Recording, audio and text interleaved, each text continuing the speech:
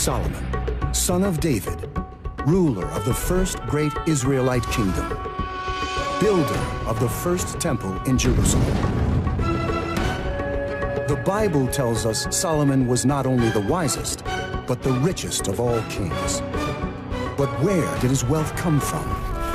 Legends tell of fabulous mines of gold and copper. But where were they?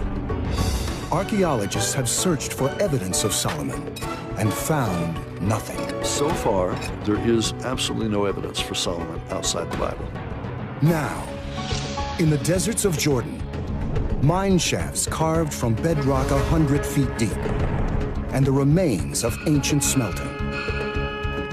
We have industrial-scale metal production, layer after layer. Are these King Solomon's mines? Are these the bones of his miners?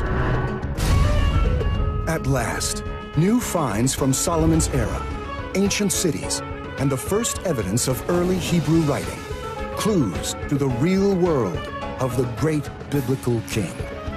The quest for King Solomon's mines, right now, on this Nova National Geographic special.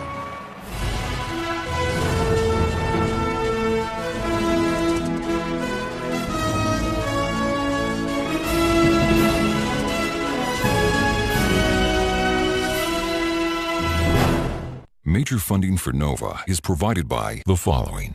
The David H. Koch Fund for Science, supporting NOVA and promoting public understanding of science.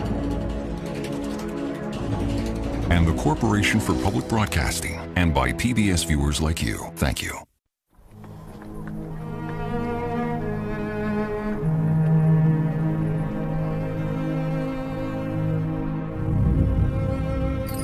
Solomon, in the Bible, the wise ruler of a magnificent Israelite kingdom.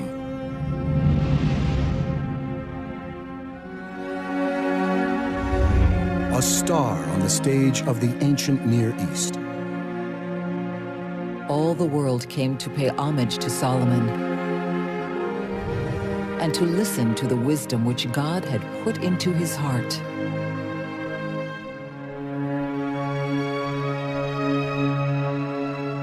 The kingdom created by his father, the warrior King David, under Solomon reached new heights of power and prosperity.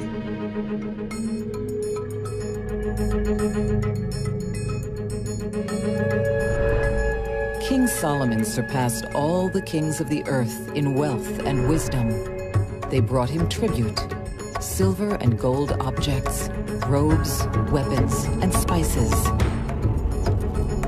In addition to his vast wealth, the Bible tells us Solomon was a great builder.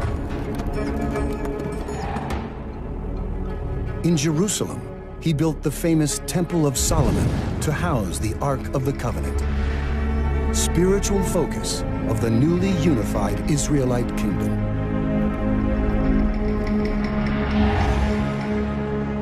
"3,000 years later, he is still revered by all three of the Holy Land's great faiths.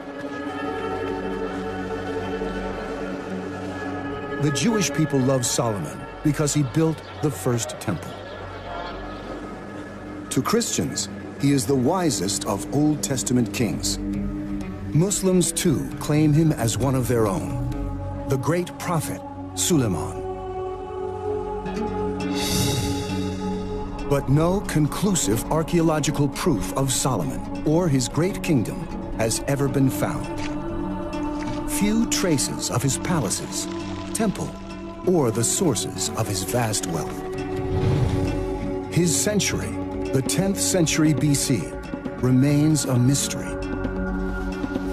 In the 10th century BC, there are things which we know, but it's like a puzzle. Much of the puzzle is dark, and here and there you have lights in the puzzle. Many scholars have questioned whether Solomon was a great king at all. Archaeologists and biblical scholars have been arguing about whether or not David and Solomon were magnificent kings or simple chiefs. If they were great kings, where did they get their wealth? Now, for the first time, a provocative find may help answer this question. Ancient mines their shafts disappearing deep beneath the sands of Jordan. And bodies. Were these the miners? And who was their master? King Solomon's mines were never mentioned in the Bible, but over the centuries became the stuff of legend. Popularized by a 19th century adventure story and no less than 3 Hollywood movies. Are these the real King Solomon's mines? Were they the source of the wealth the Bible chronicles? New finds are reshaping our image of the ancient world, giving credence to some of the Bible's historical accounts, but also casting an entirely new light on Solomon's era.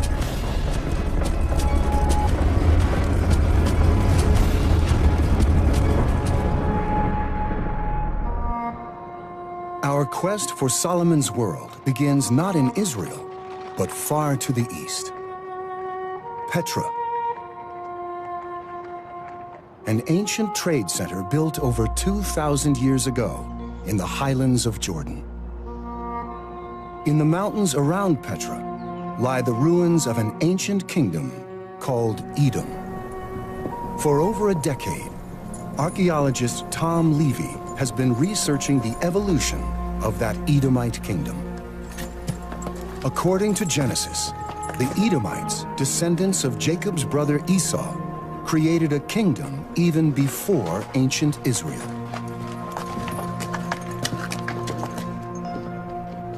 The remains of Edomite settlements cling to the mountaintops and plateaus high above Petra.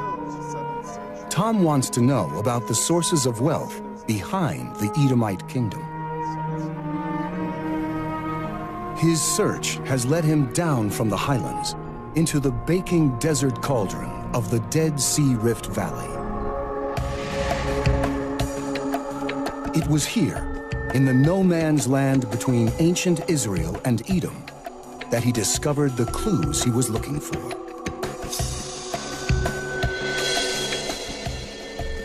In an area called Wadi Fainan was an entire valley covered with a mysterious black rock. This was solidified slag, the waste product of metal smelting, and on a massive scale. Nearby, multiple shafts dug through rock, and far underground, tunnels stretching deep inside the hills. And everywhere, a striking blue-green rock, the unmistakable evidence of natural copper.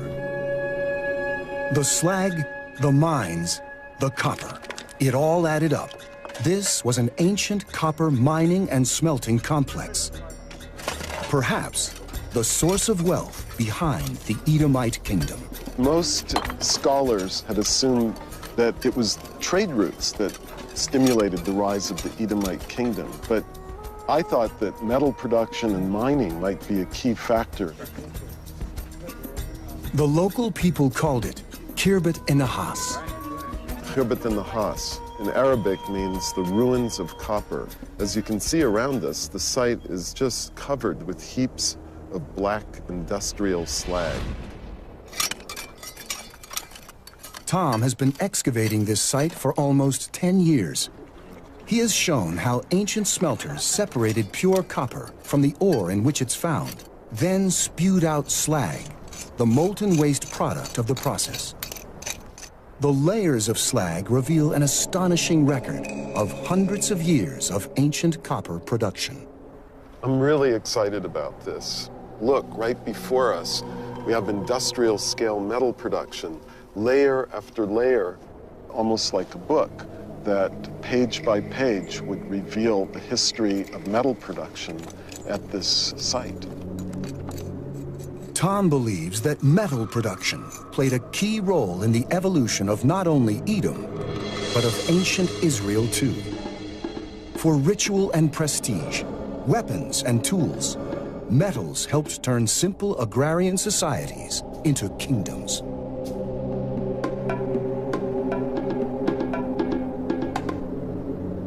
Ancient peoples discovered that from blue rocks like these, a mysterious new substance could be created. When heated, it was soft and malleable. When mixed with tin, cooled and polished, it had a magical luster. The Stone Age was over. The age of metals had begun. Tom's student, Erez Ben Yosef, has been trying to find out how those first copper-producing techniques evolved. It's really, as you see, a pit in the ground. And we have the copper ore here.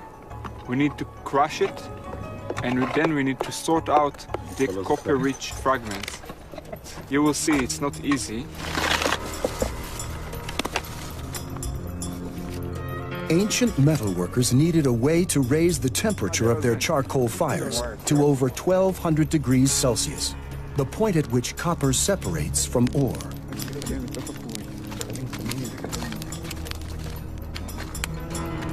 They did that with blowpipes.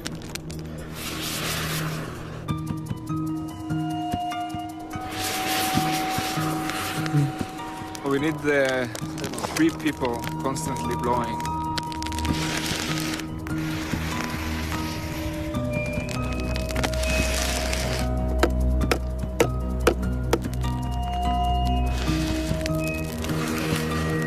It takes Erez and his friends 2 hours of constant blowing before they see the first signs of smelting. Can you see the blue flame? This is a good indicator that the smelting process is actually taking place.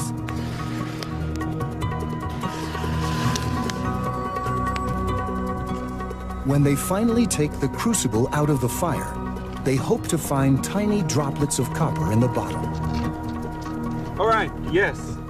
That's how it looks like. Yeah. look, it looks like very few. There's another one here.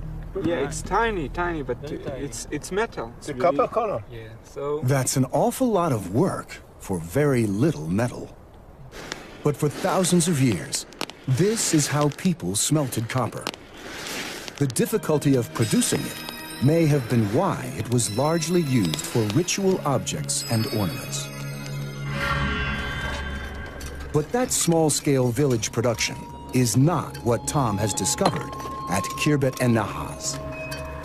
Over years of excavation, his team from the University of California at San Diego has revealed the remains of a massive operation, a copper-producing factory.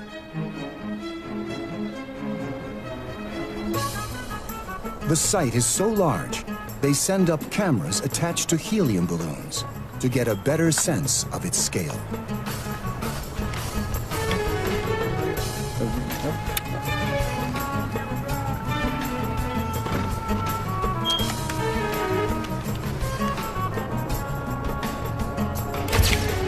The aerial photos clearly reveal the structures of the ancient factory.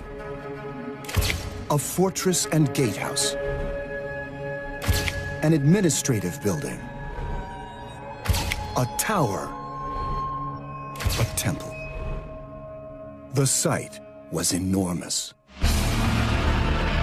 Its massive walls, buildings, and slag heaps covered an area of 25 acres. Up to 1,000 men worked here day and night, feeding the furnaces where the copper was smelted.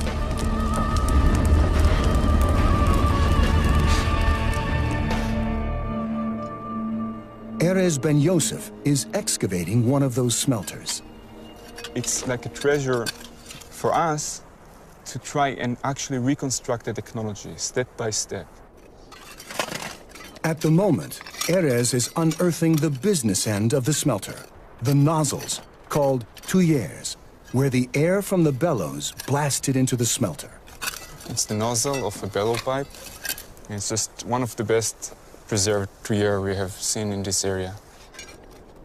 The nozzle of a bellow pipe may not sound like a great find, but to Erez, it's crucial evidence for the technological innovations that made large-scale smelting possible. We will try to take it out. We can help him from this side. Try not to break them. All right. Okay, that's a nice one. You can see the nozzle, but it's all covered with slag. This was the hottest place in the furnace. You can see even some copper prills in the slag, some actual copper metal. Beneath the slag, the nozzle has been carefully made from layers of fired clay.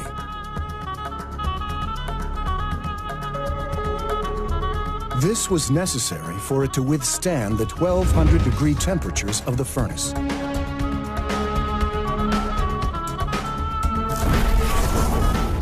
This new shaft furnace was powered by foot bellows, providing a steady stream of air into the smelter.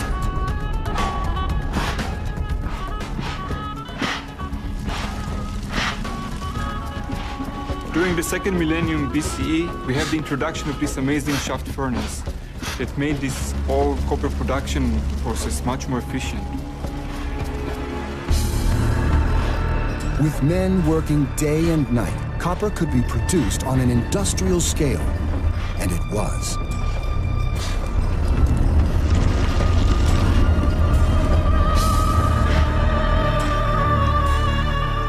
Environmental scientist John Grattan is discovering ancient pollution, a measure of just how intensive this copper production was.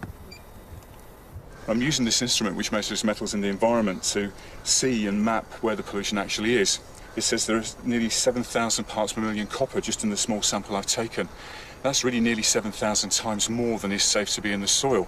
And as if copper wasn't bad enough, looking down here, I can see extremely high levels, dangerously high levels of lead, zinc, arsenic, and this is just on this one tiny spot. Using a state-of-the-art X-ray fluorescence device, John Grattan has found powerful confirmation of the scale of ancient copper smelting at Khirbet and Nahas. Copper was no longer an ornament. It was a commodity, vital for tools, weapons, and buildings. Demand for the precious metal exploded, turning the Dead Sea Rift Valley into an industrial powerhouse.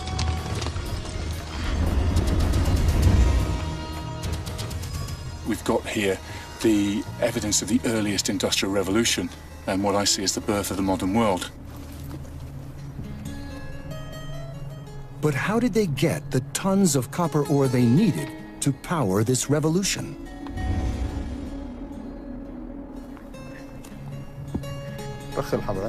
Over 15 mines have been found, cut into the copper-rich hills surrounding Khirbet and Nahas.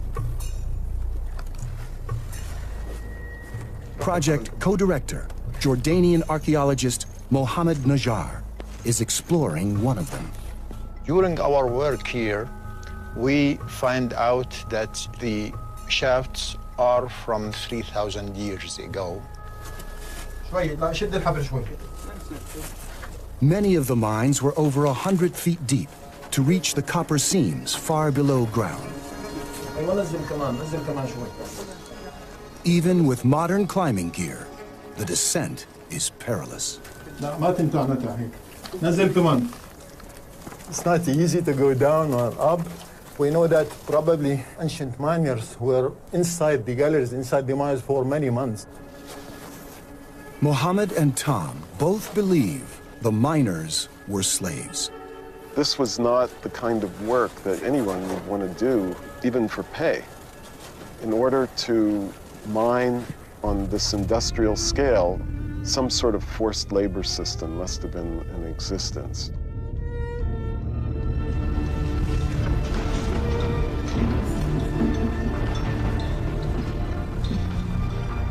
Imprisoned in claustrophobic tunnels far underground, the miners hacked out the copper-bearing rocks that fed the smelters of Khirbet and Nahas.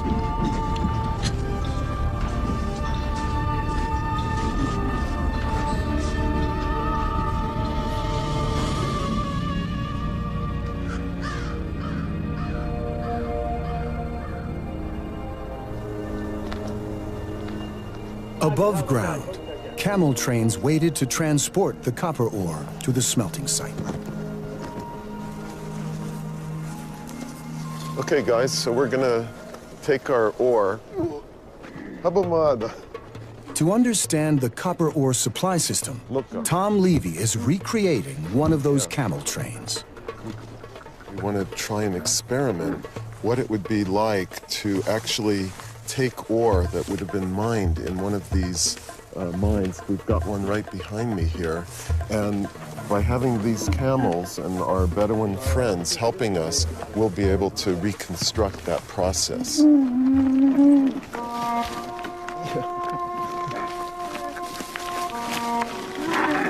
Okay, nimshi, yellow. Okay.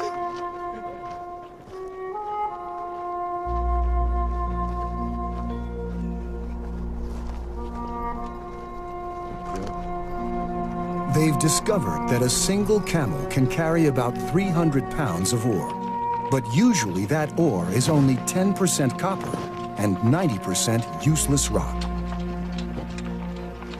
So for every 30 pounds of pure copper, they needed at least a camel load of ore. That means that 3,000 years ago, ancient camel supply trains like this probably made their way through these same desert wadis every day, all heading for the largest copper smelting site of the Dead Sea Rift Valley, Khirbet and Nahaz.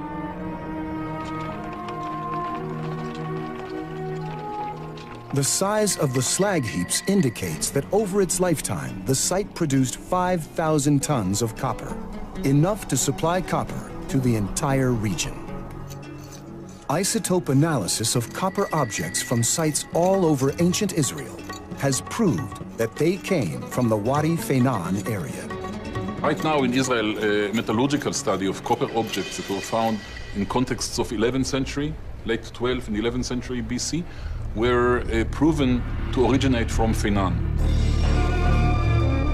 Perhaps this copper even reached Jerusalem, where Solomon built his temple. The Bible tells us that the temple would require precious metals, including tons of copper. And the closest source of copper for Jerusalem, it's about a 3-day ride from here, is this area of Feinan. Then the word of the Lord came to Solomon, saying, "Concerning this house which you are building, if you keep all my commandments, I will dwell among the children of Israel and will not forsake my people." So Solomon built the temple.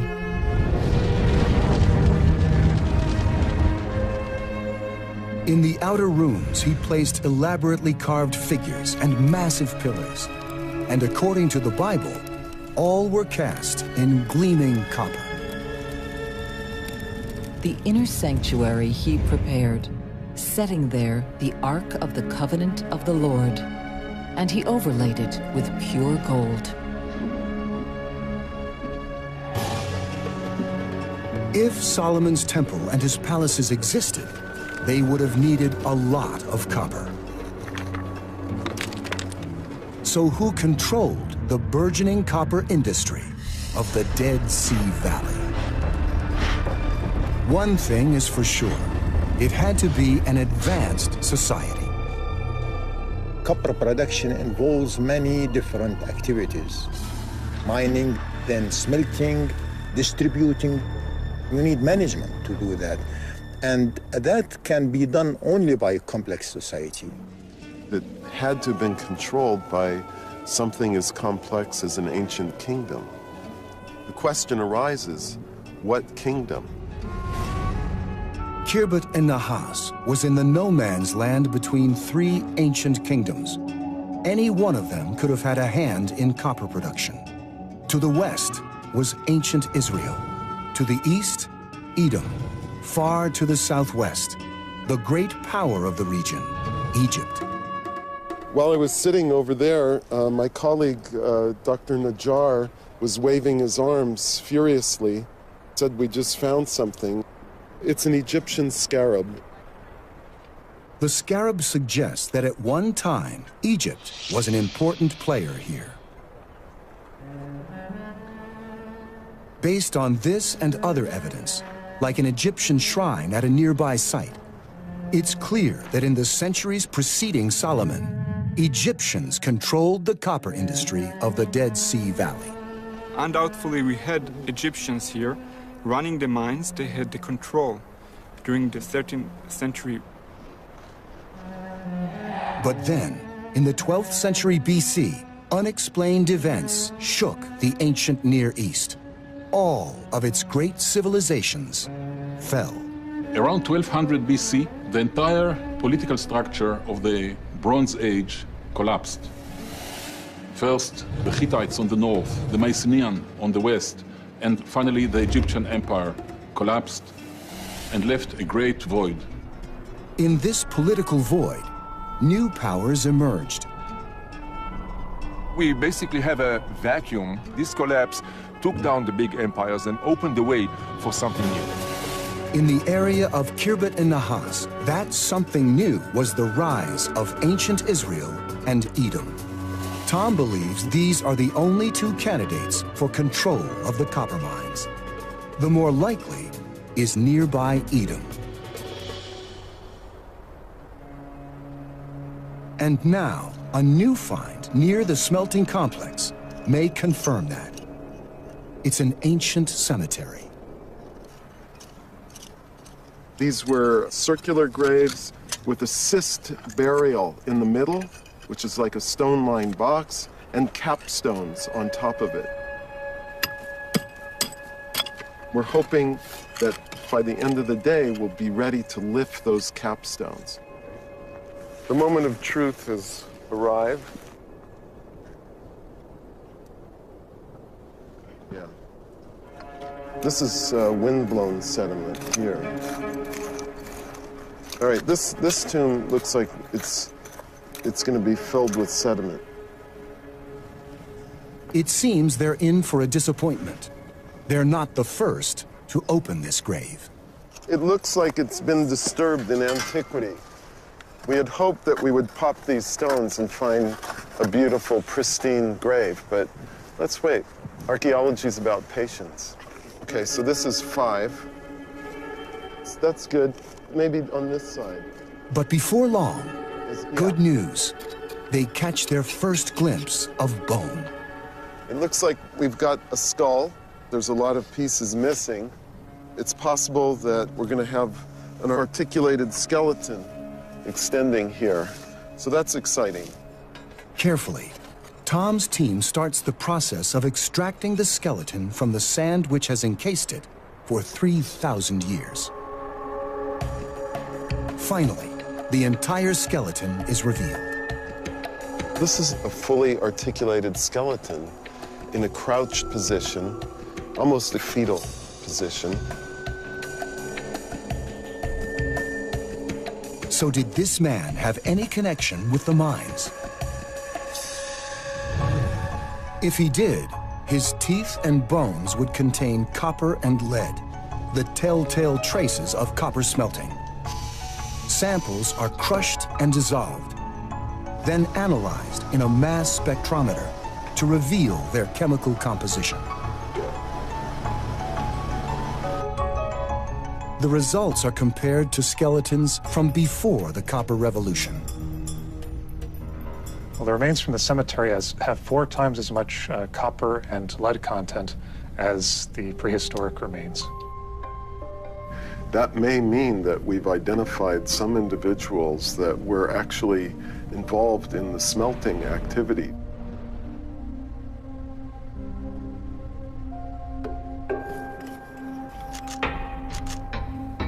Even though this man was probably one of the copper workers, there was nothing in the grave to suggest his ethnicity.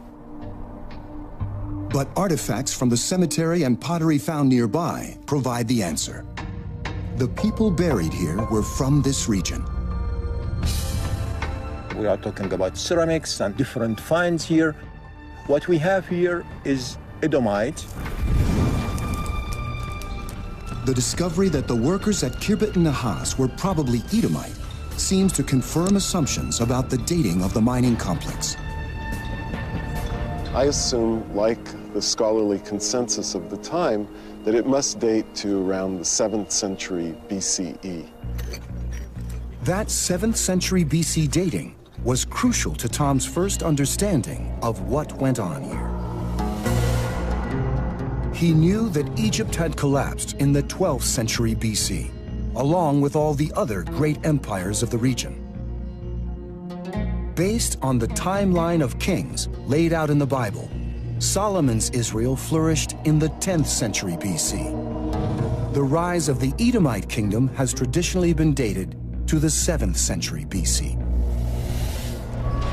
So with the evidence from Khirbet and Nahas pointing to Edom, it made sense the smelting complex would be from the 7th century too. To confirm that dating, Tom has brought radiocarbon specialist Tom Hyam from the University of Oxford to help him. At the guardhouse and the slag heap, they look for samples of organic material that can be dated. Twigs, pieces of charcoal, date seeds spat out by the miners. Well, in order to get really precise dates, we have to have a sequence of samples. So you're saying we need samples from all these sedimentary layers? A sequence of samples allows them to create a chronology. All the dates need to be consistent, or the whole sequence is called into question. Tom Hyam takes the samples back to the lab at Oxford. Radiocarbon dating, combined with modern statistical analysis, will allow him to calculate their age to an accuracy of plus or minus 30 years. The result is really a surprise. We've got the preliminary results here that you can see on the screen. And what is immediately apparent is that the samples are all fitting in the 10th and 11th century. This means the mines were operating not in the 7th century BC, but 3 to 4 centuries before that.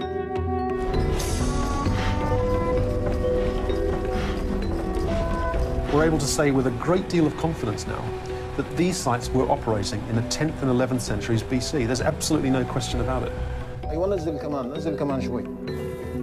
The dating has thrown the team a curveball. According to the well-accepted archaeological chronology, there was no Edomite kingdom in the 11th or 10th century BC that could have controlled these mines. Is this evidence of an earlier Edomite kingdom? If so, it might lend credence to the Bible's accounts of David's campaigns against the Edomites. The Bible tells us that David conquered Edom and established strongholds over the area, like the fortress at Khirbet and Nahas. He stationed garrisons throughout Edom, and all the Edomites became vassals of David. The fortress that we found at Khirbet and Nahas is similar to other fortresses found in ancient Israel. Could it be that David invaded Edom to get hold of its copper? If so, his son Solomon would have inherited these mines. But was the kingdom of David and Solomon advanced enough to control the copper industry of the Dead Sea Rift Valley? The biblical account of Solomon's kingdom makes it sound so huge and powerful that controlling the Dead Sea Rift Valley would have been no problem. And Solomon ruled over all the kingdoms, from the Euphrates to the land of the Philistines and to the border of Egypt. But in the last 20 years, archaeologists have cast doubt on that story. For decades, they've searched for evidence of the great 10th century BC kingdom of David and Solomon, and found almost nothing. There are a few clues. A carved inscription from the 9th century BC records the victory of an Aramaean king over what it calls the House of David.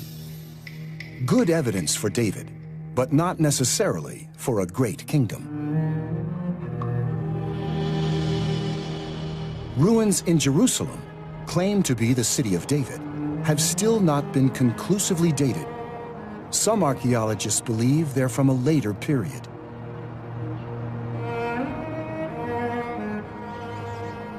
The same uncertainties surround the kingdom of Solomon described in the Bible.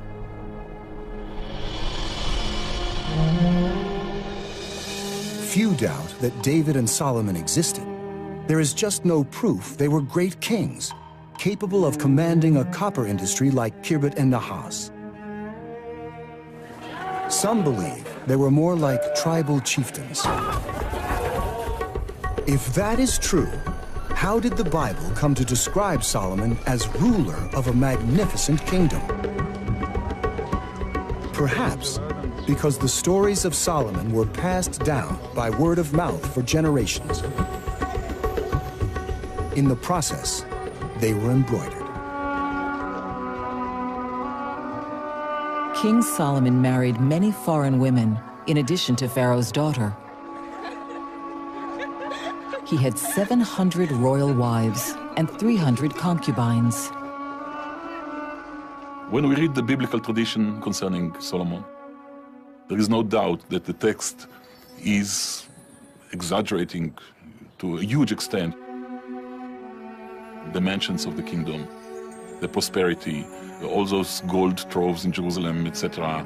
The fact that Solomon had 1,000 wives. I mean, there was almost 1,000 people living in Jerusalem at that time, so to have 1,000 wives, it would be quite difficult. So, David and Solomon, great kings or tribal chieftains?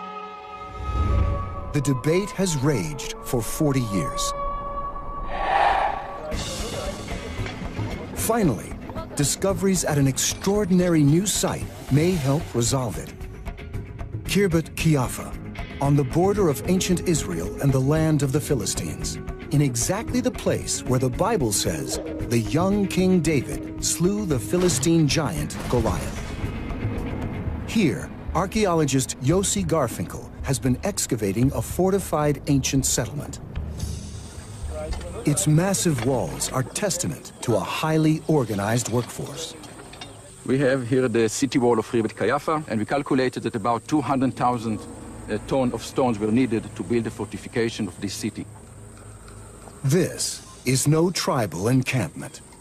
These massive fortifications seem to be the sign of a political structure far more developed than a highland chiefdom. Other tantalizing clues include the handles of some pottery jugs, which bear thumb imprints, often used as an official state seal. You see here a very nice impression. This is thumb impression made by the potter before the jar went into the kiln to be fired. They were marked, so you know that they are not private jars, but jars belong to the kingdom. Further evidence suggests it was an early Israelite city. Among animal bones found in the rubbish heaps of the settlement, Yossi and his team have noticed an intriguing absence. So these are animal bones, and you can see these are teeth and part of a mandible. And this is sheep or goat. In our site, we have only sheep, goat, and cattle. We don't have pig bones. Philistine settlements are full of pig bones. So could this be a sign that at Kiafa, the Israelite taboo on pork was already being observed? When Yossi and his team had organic remains from the site dated, their excitement grew. According to radiocarbon dating, this is from the late 11th, early 10th century BC. So this is really from the time of King David. If Kiafa was an Israelite city, it would be the earliest ever found. Another discovery suggests an Israelite site in an even more dramatic way. It was made by a teenager working here on his summer break. When I found it, I thought it was just another piece of pottery. Me and my friend Sanyo were digging up pieces of pottery, lots of them. But among them was this one piece with writing on it, the ostrakon. The ostrakon is a piece of pottery with writing painted on it. It was a nice geometric shape. It was quite strange because usually pottery shards are much smaller and they don't have a geometric shape. Only in the afternoon, when it was washed in water, suddenly we saw that it has inscription on it. And then the question is, what is the language? The Ostrakhan is faded and almost illegible. Before Yossi can decipher it, he has to be able to read it clearly. That means sending it to Greg Bierman in Santa Barbara, California, who uses a unique imaging technology.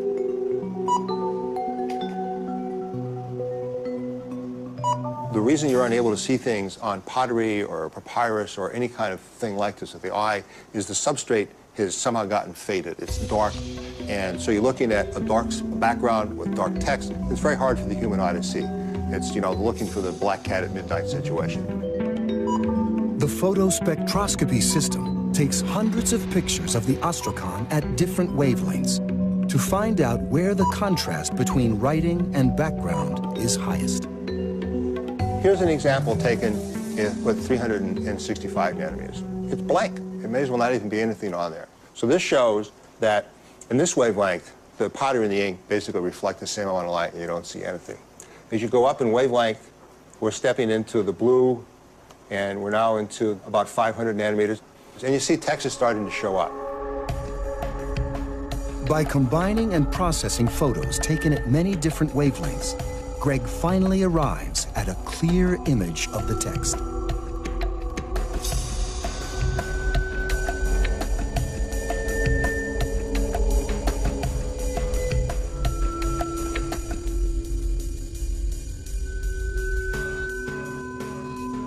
A replica of the Ostrakhan was sent to Bill Schniedewind at UCLA. This is really the most important early alphabetic text that we have. You know, frequently when we talk about texts from this time period, there are 3 letters, 4 letters, 5 letters. Here you have 5 lines. The letters are Canaanite, the first alphabetic writing system that would give rise to many others, including Hebrew and our own. But deciphering what the script says is a challenge. To the ancient writing experts working with Yossi in Jerusalem, they seem to be written in a haphazard way, sometimes upside down, sometimes standing up, sometimes on their sides.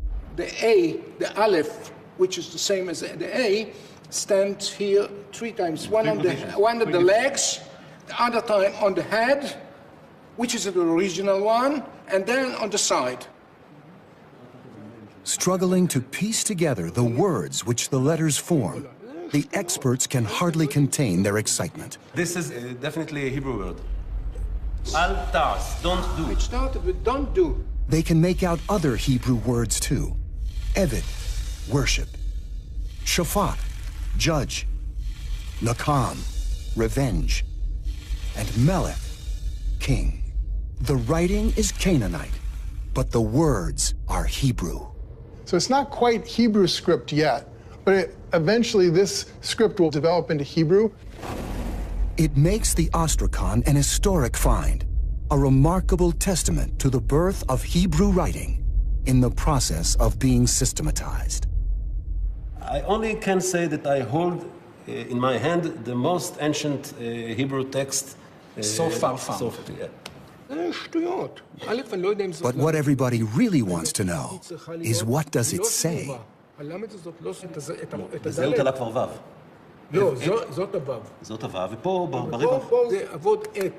That question is not easy to answer.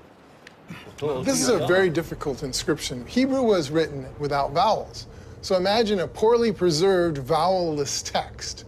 There's a lot of different ways to read a word. It could be a noun, it could be a verb. It's much more problematic than I think most people realize. Haggai Misgav is cautious. We can say very carefully that it's a text and not just a list of names. There is sentences there, and maybe a sentence with a judicial or moral meaning, and that's all. The exact meaning of the Kiafa Ostrakhan may never be deciphered, but its significance is undeniable. It shows that in Solomon's century, in fortified cities, texts were being copied in a very early version of written Hebrew. The finds at Kiafa suggest a solution to the long-running debate about Solomon. Like Hebrew writing, Solomon's Israelite kingdom was in the early stages of its formation, a small kingdom struggling to become a bigger one. This may make sense of one of the few facts about 10th century BC Israel we can be sure of. The Bible notes that 5 years after Solomon died, an Egyptian army invaded, and Solomon's kingdom was crushed. In the 5th year of King Rehoboam, King Shishak of Egypt marched against Jerusalem with 1,200 chariots, 60,000 horsemen, and innumerable troops who came with him from Egypt. Many scholars claim the biblical account of Shishak's invasion of Israel is backed up by a giant relief in the ancient Egyptian city of Thebes. Figures containing images of bound captives and city walls represent the places Shishak ransacked. We can see that this raid is intended to cross the central hill country just north of Jerusalem. No pharaoh before him did this. They always just moved along the coast. That means he, in particular, wanted to reach the area of Jerusalem. Perhaps the Solomonic kingdom threatened some Egyptian interests in this region. If that is the case, Shishak's raid is one last piece of compelling evidence for the rising power of Solomon's kingdom. If ancient Israel was a land of tribal chiefdoms, why would Shishak bother to invade? Perhaps this was a Sherman's march through the ancient Near East to flatten its upstart kingdoms. And at Khirbet and Nahas, there may be evidence that one of Shishak's targets was copper production in the Dead Sea Rift Valley. In a cross-section of a slag heap, Tom Levy sees layers of slag laid down regularly year after year. But then, there is a break. What you see is this disruption in the metal production activities at the end of the 10th century. The thin layers suggest a stoppage of work at the smelters. Levy believes this corresponds to the time of Shishak's invasion. While scholars debate the details of Shishak's campaign, they all agree on one thing. You know, to put a hand on the copper supply at that time was really critical. Whoever controlled or tried to monopolize this was in power.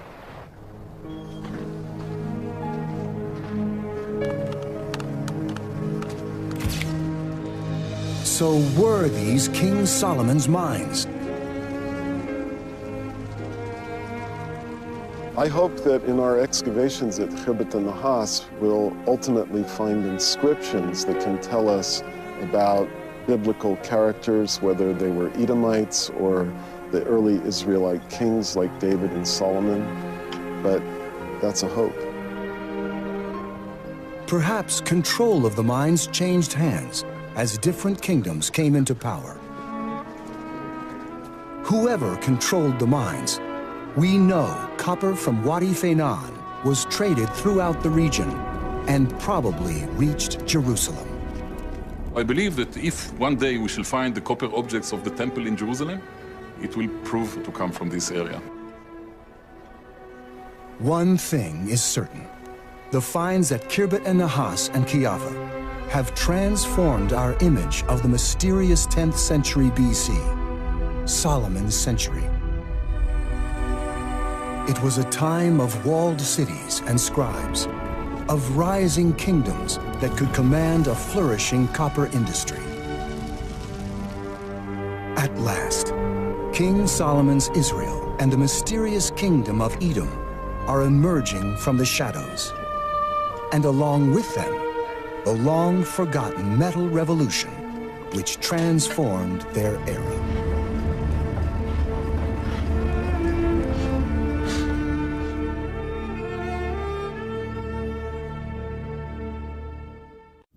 The exploration continues on NOVA's website, where you can stream this program online. See how NOVA reconstructed Solomon's temple using clues from the Bible, and learn how the Bible itself may have been written. Investigate ancient worlds with interactives, expert interviews, teacher resources, and more. Follow NOVA on Facebook and Twitter, and find us online at pbs.org.